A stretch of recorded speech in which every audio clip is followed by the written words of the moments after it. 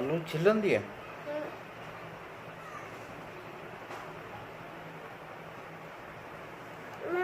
Tomato ने cut दिया।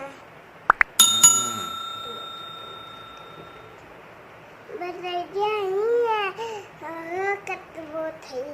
अच्छा आलू आलू कटवा।